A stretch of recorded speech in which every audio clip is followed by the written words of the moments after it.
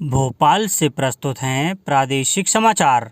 नमस्कार, समाचारों के साथ मैं जितेंद्र रघुवंशी। पहले मुख्य समाचार।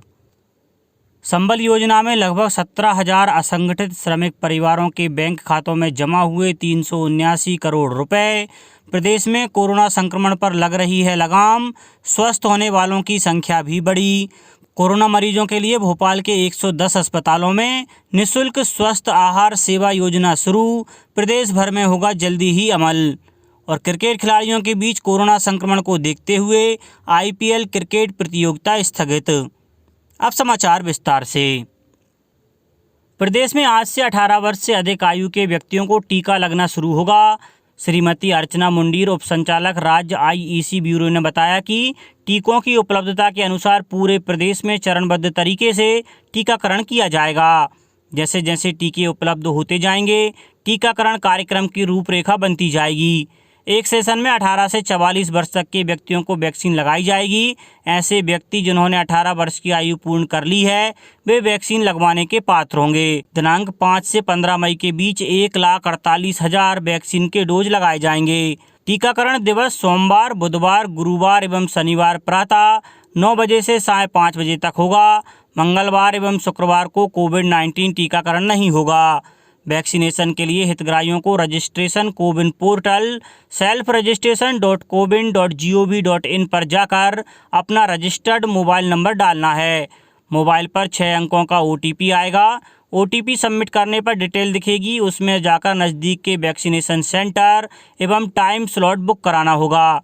रजिस्ट्रेशन के लिए फ़ोटो युक्त आईडी जैसे Aadhaar card, PAN card, driving licence इत्यादि की आवश्यकता होगी।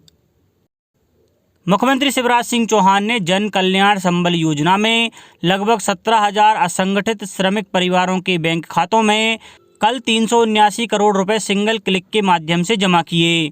इस अवसर पर मुख्यमंत्री ने कहा कि गरीबों का हित करना राज्य शासन की प्राथमिकता है। गरीब मजदूर वर्ग को संकट के समय संबल देने के लिए ही संबल योजना बनाई गई है। संबल योजना के अंतर्गत श्रम विभाग द्वारा श्रमिकों की दुर्घटना मृत्यु पर 4 लाख रुपए की राशि उनके आश्रितों को प्रदान की जाती है। इसी तरह सामान्य मृत्यु और स्थायी अपंगता पर श्रमिक परिवारों को 2-2 लाख रुपए की अनुग्रह राशि संबल योजना में दी जाती है।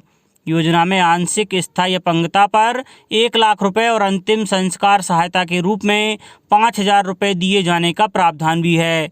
2018 में शुरू की गई इस योजना में अब तक प्रदेश के 2,28,000 हितग्राहियों को 1,907 करोड़ रुपए से अधिक की राशि वितरित की जा चुकी है।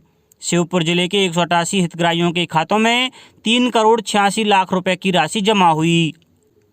भारतीय उद्योग परिसंघ CII ने उद्योगों से अगले 2 सप्ताह के लिए कार्यस्थलों पर कर्मचारियों की आवश्यक उपस्थिति वाली गैर जरूरी आर्थिक गतिविधियां कम करने को कहा है। CII के अध्यक्ष उदय कोटक ने कहा कि कोरोना संक्रमण की श्रृंखला तोड़ने के लिए यह जरूरी है। CII ने कंपनियों से अपने कर्मचारियों का टीकाकरण तेज करने का भी आग्रह किया है।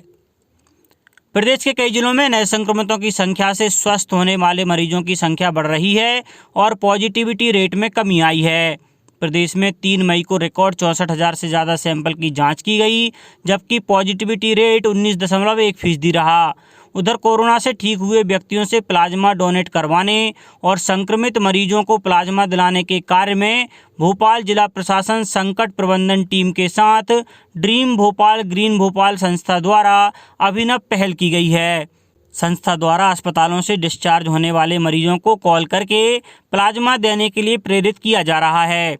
अभी तक 72 ने प्लाज्मा देने के लिए इच्छा व्यक्त की है, वहीं 16 व्यक्तियों ने अपना प्लाज्मा डोनेट भी किया है। कल बैतूल जिले में कोरोना संक्रमितों की संख्या 10,000 के पार कर गई। जिले में एक्टिव केस की संख्या 1,959 हो गई है। कलेक्टर अमनवीर सिंह बैस ने जिले में पंजीकृत कोरोना वॉलंटियर्स, समाज सेवियों, स्थानीय जनप्रतिनिधियों और आमजन से लॉकडाउन के प्रभावी पालन में सहयोग की अपील की है। सतना जिले के मैहर से विधायक नारायण त्रिपाठी ने जन सहयोग से ऑक्सीजन प्लांट लगाने की मुहिम शुरू की है। इसकी शुरुआत उन्होंने अपनी ओर से 1 लाख रुपए देकर की। छतरपुर जिले के महाराजपुर से विधायक नीरज दीक्षित ने स्वास्थ्य सामग्री खरीदने के लिए विधायक निधि से 20 लाख रुपए देने की घोषणा की है। गुना कलेक्टर कुमार पुरुषोत्तम ने नर्सिंग होम संचालकों से कहा है कि वे आपदा के समय को पैसे कमाने का अवसर न बनाएं। देवास जिले में कल 115 लोग संक्रमित हुए, वहीं 150 व्यक्ति कोरोना संक्रमण से मुक्त हुए। अशोकनगर में 45 नए संक्रमित मिले हैं, जबकि 12 लोग स्वस्थ हुए हैं। छिंदवाड़ा में अभी तक 1,96,000 से ज़्यादा लोगों को कोविड-19 से बचाव का टीका लगाया जा चुका है। मुख्य चिकित्सा एवं स्वास्थ्य अधिकारी डॉक्टर GC चौरसिया ने लोगों से अपील की है कि कोरोना के संभावित लक्षणों को छुपाएं नहीं। मंत्री मीना सिंह ने उमरिया के मानपुर में एम्बुलेंस और ऑक्सीजन सिलेंडर खरीदने के लिए विधायक निधि से 40 लाख रुपए दिए हैं। आगरमालवा के सरस्वती शिशु विद्या मंदिर में कल राष्ट्रीय स्वयंसेवक संघ द्वारा रक्तदान शिविर आयोजित किया गया। भोपाल के कोरोना मरीजों के परिजनों को अब भोजन के लिए परेशान नहीं होना पड़ेगा। उनके लिए निःशुल्क स्वास्थ्य आहार सेवा योजना शुरू हो गई है। इस योजना के शुरू हो जाने से अब मरीज जिस अस्पताल में भर्ती हैं, वहीं समय पर उसे पौष्टिक आहार निःशुल्क मिल जाएगा। चिकित्सा शिक्षा मंत्री विश्वास कैलाश सारंग ने बताया कि पायलट प्रोजेक्ट के तौर पर यह योजना भोपाल के 110 अस्पताल में शुरू की गई है। इसकी सफलता पर प्रदेश के अन्य शहरों में भी इस योजना को शुरू किया जाएगा। निःशुल्क स्वस्थ आहार सेवा योजना के लिए एक हेल्पलाइन नंबर भी जल्दी शुरू किया जा रहा है। गृह मंत्री डॉक्टर नरोत्तम मिश्रा ने बताया है कि कोरोना के आपदा काल में एम्बुलेंस संबंधी शिकायतें निरंतर प्राप्त हो रही हैं। मुख्यमंत्री श्री शिवराज सिंह चौहान द्वारा कोरोना नियंत्रण की समीक्षा बैठक में तय किया गया है कि राज्य स्तर से एम्बुलेंस की दरें तय की जाएंगी, जिससे जनता को अनावश्यक परेशानी ना हो। डॉक्टर मिश्रा ने बताया कि सोशल मीडिया पर कोरोना के संबंध में भ्रामक जानकारियां पोस्ट करने वालों के खिलाफ भी सख्ती से कार्रवाई करने का निर्णय लिया गया है। डॉक्टर मिश्रा ने बताया कि कोरोना की समीक्षा बैठक में विभिन्न स्थानों से एम्बुलेंस वालों द्वारा मनमाना किराया वसूल करने, परिजनों से दुर्व्यवहार इत्यादि की शिकायतों को संज्ञान में लिया गया है। बैठक में निर्णय लिया गया है कि एम्बुलेंस की राज्य स्तर से निर्धारित दरों से अधिक किराया वसूल किए जाने पर संबंधित एम्बुलेंस मालिकों से सख्ती से निपटा जाएगा तथा कड़ी कार्रवाई की जाएगी। डॉक्टर मिश्रा ने बताया कि सोशल मीडिया के विभिन्न प्लेटफॉर्म जैसे WhatsApp group, Facebook, Twitter, Instagram इत्यादि पर कोरोना के संबंध में विभिन्न प्रकार की भ्रामक जानकारियां पोस्ट की जा रही हैं। बैठक में निर्णय लिया गया है कि सोशल मीडिया पर भ्रामक जानकारियां पोस्ट करने वालों के विरुद्ध सख्त कानूनी कार्रवाई की जाएगी। केंद्र सरकार ने खाद्य प्रसंस्करण उद्योग के लिए उत्पादन आधारित प्रोत्साहन योजना के दिशा निर्देश जारी किए हैं। योजना के लिए एक ऑनलाइन पोर्टल की भी शुरुआत की गई है। इस योजना पर 10,900 करोड़ रुपए का परिव्यय होगा। इसका उद्देश्य भारत के प्राकृतिक संसाधनों के साथ अंतर्राष्ट्रीय बाजार में खाद्य उत्पादों के भारतीय ब्रांडों को लोकप्रिय बनाने में सहयोग देना है। मुख्यमंत्री शिवराज सिंह चौहान ने वर्चुअल मीटिंग के माध्यम से सीहोर जिला अंतर्गत अपने विधानसभा क्षेत्र बुधनी के जनप्रतिनिधियों और नागरिकों से कोरोना से बचाव और रोकथाम के लिए संवाद किया। मुख्यमंत्री ने बताया कि विधानसभा क्षेत्र के 4 कोविड केयर सेंटर में कुल 35 ऑक्सीजन कंसंट्रेटर भी उपलब्ध कराए हैं। कुछ दिन में 50 और ऑक्सीजन कंसंट्रेटर उपलब्ध कराए जाएंगे। बुधनी विधानसभा में 2 ऑक्सीजन प्लांट लगाने का प्रदेश सरकार ने फैसला किया है। उन्होंने बताया कि बुधनी में 15 दिन में 300 बिस्तर का एक अस्थायी अस्पताल हम तैयार करवा रहे हैं। नगरीय विकास और आवास मंत्री भूपेंद्र सिंह ठाकुर ने बुंदेलखंड मेडिकल कॉलेज के सभाकक्ष में कोरोना संक्रमण की रोकथाम और नियंत्रण के लिए आयोजित समीक्षा बैठक में निर्देश दिए कि बुंदेलखंड मेडिकल कॉलेज के मुख्य द्वार पर डिस्प्ले बोर्ड लगाकर कोरोना संक्रमित व्यक्तियों की जानकारी उनके परिजनों तक पहुंचाने की व्यवस्था की जाए।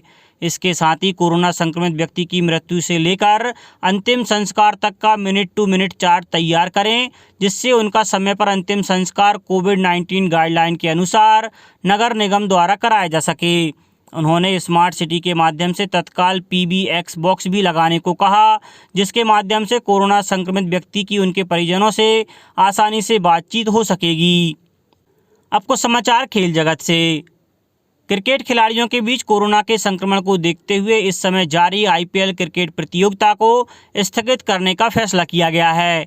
यह फैसला IPL की कार्यकारी परिषद और भारतीय क्रिकेट कंट्रोल बोर्ड की आपात बैठक में सर्वसम्मति से किया गया। एक वक्तव्य में आईपीएल ने कहा कि यह फैसला खिलाड़ियों समेत सभी पक्षों के हित को ध्यान में रखते हुए किया गया है। अब कुछ समाचार संक्षेप में। प्रसिद्ध साहित्यकार, चित्रकार, पत्रकार और आकाशवाणी के पूर्व कार्यक्रम अधिकारी प्रभु जोशी का कल इंदौर में निधन हो गया। कोरोना संक्रमित होने के बाद वे लंबे समय से उपचाररत थे। खंडवा के प्रभारी जिला कार्यक्रम अधिकारी प्रमोद कुमार पांडे ने कहा है कि बाल विवाह कराने वाले और विवाह में शामिल सभी लोगों पर कार्रवाई होगी। छिंदवाड़ा जिले में समर्थन मूल्य पर गेहूं उपार्जन के लिए स्थापित किए गए 120 खरीदी केंद्रों में गेहूं की खरीदी जारी है। इसमें 11 केंद्रों में महिला स्व सहायता समूहों द्वारा गेहूं का उपार्जन किया जा रहा है। प्रख्यात मीडिया शिक्षक और जनसंचार विशेषज्ञ प्रोफेसर दविंदर कौर उप्पल का सोमवार रात भोपाल में निधन हो गया। वे कुछ समय से कोरोना से संक्रमित थीं। और सीहोर जिले में कृषि विभाग ने जिले के किसानों को गेहूं की फसल काटने के बाद बचे हुए अवशेष नरवाई नहीं जलाने की सलाह दी गई है। अंत में मुख्य समाचार एक बार फिर। संबल योजना में लगभग 17,000 असंगठित श्रमिक परिवारों के बैंक खातों में जमा हुए 379 करोड़ रुपए। प्रदेश में कोरोना संक्रमण पर लग रही है लगाम, स्वस्थ होने वालों की संख्या भी बढ़ी। कोरोना मरीजों के लिए भोपाल के 110 अस्पतालों में निःशुल्क स्वस्थ आहार सेवा योजना शुरू। प्रदेश भर में होगा जल्दी ही अमल। और क्रिकेट खिलाड़ियों के बीच कोरोना संक्रमण को देखते हुए आईपीएल क्रिकेट प्रतियोगिता स्थगित। इस बुलेटिन में इतना ही। घर पर रहिए, सुरक्षित रहिए और सुनते रहिए प्रादेशिक समाचार। नमस्कार।